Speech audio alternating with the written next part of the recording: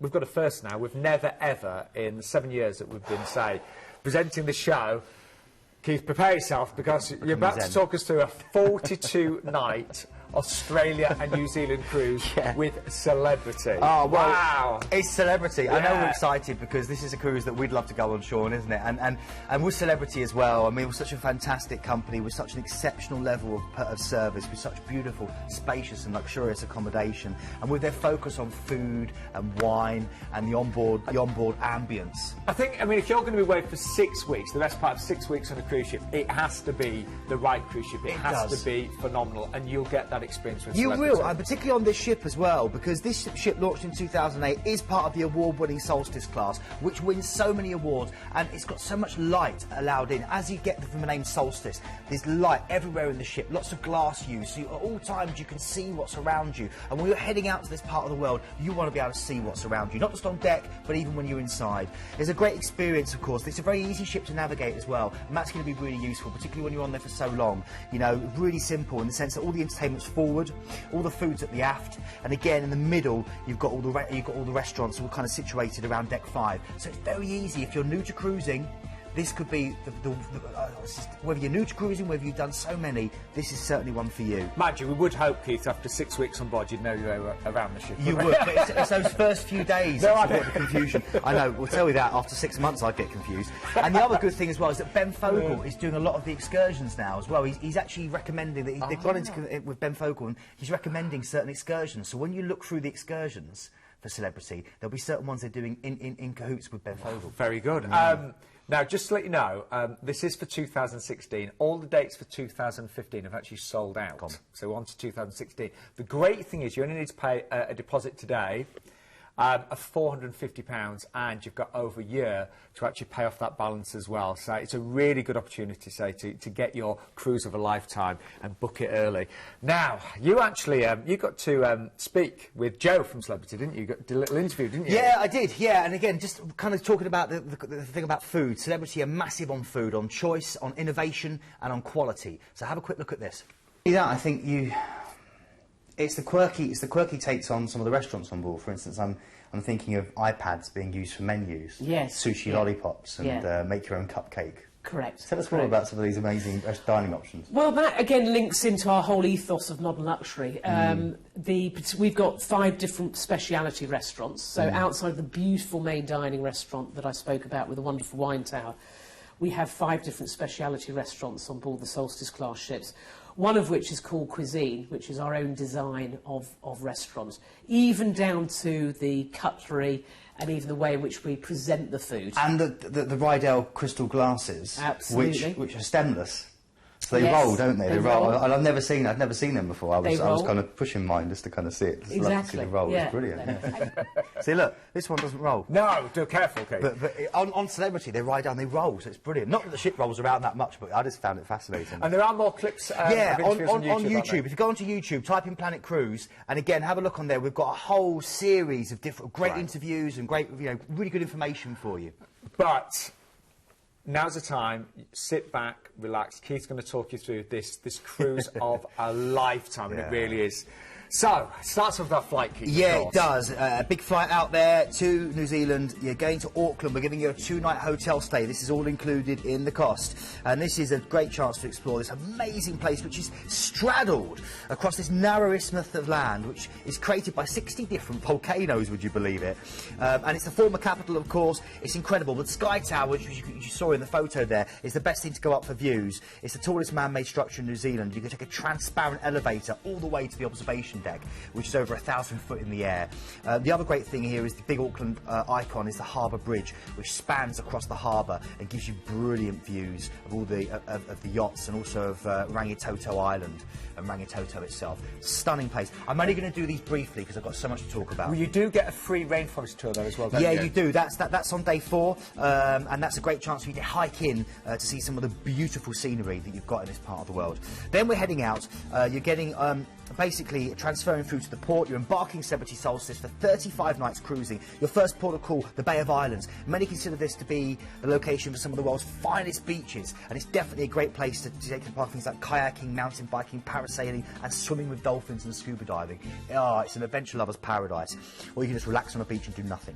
Then you're heading out to Saruga. This is brilliant. Again in New Zealand. This is bucket loads of sunshine, beautiful sandy shores. Captain Cook called this area the Bay of Plenty, and for good reason. You know, you're not going to want for anything. And just on your front doorstep, you can go and see the hot springs and the exploding mud pools of Rotorua. This is the stronghold of Maori culture and crafts, and it's an incredible place to go and relax. And you've also got the Rainbow Springs, spread over 22 acres, and it's a destination for nature lovers. You can explore trout pools, see over 135 native trees, and even go and see the kiwi bird as well, which is, of course, that national emblem of New Zealand. From there, you've got a relaxing day at sea to enjoy that wonderful food, that modern luxury where you get the Celebrity before you hit Wellington. This is New Zealand's capital. This is your chance to go through forested peninsulas, dramatic cliffside homes, fine Victorian buildings, and you can do a Lord of the Rings tour. Oh, yeah. I would have to do that. Oh, absolutely, yeah. Bring on the Gandalf. Yeah, we love it. OK, from there, Akara. And this is great. This is on the eastern shores of New Zealand's South Island. And it's a little slice of France, sitting in the shadow of the snow-capped Southern Alps. Secluded beaches, quaint boutiques, and a harbour full of Hector dolphins, the world's rarest dolphin. Incredible experience. Definitely go out and enjoy them. Then you go through to Dunedin, and this is great. This is basically now a taste of Scotland. It's incredible. You might even think you've landed in Edinburgh at this place. The scenery and the architecture borrow from Scotland. It's incredible, and it's the home to New Zealand's only castle as well. So a little bit of, the locals might even give you a Glasgow kiss if you're lucky. Then you can go through, and you've got a great choice of 3 different fjords. The first one is Dusky Sound they take you to. This is all in one day where you cruise through these areas. Steep cliffs that have been carved over centuries by dozens of waterfalls. And this is the most complex of the fjords around New Zealand's coast. It's beautiful. Then you go through Doubtful Sound, and this is absolutely beautiful. This is an unusual phenomenon of these duo-layered ecosystem. So you've got fresh and salt water, and what that gives you is it's a fantastic playground for fur seals and penguins. So if you love penguins and seals, this is the place to go. Then Milford Sound is the most famous of all of them, and again, it's incredibly just a majestic, massive fjord where you're going to feel like you're a midget. You feel like a hobbit in Lord of the Rings. Okay. I'm already hooked, and we're only on about day 12. I know, it's incredible, isn't it? So next, we've got a couple of relaxing days at sea before we hit Sydney. You're going to see some amazing footage now of New South Wales, and this is great. Look at the Opera House, that award-winning masterpiece, UNESCO-protected heritage site in itself. You've got the Harbour Bridge, known as the Coat Hanger. That's what the locals call it. The Blue Mountains, where you can head out into the Blue Mountains, which is incredible. That's the gateway to western New South Wales, lush forests and stunning waterfalls.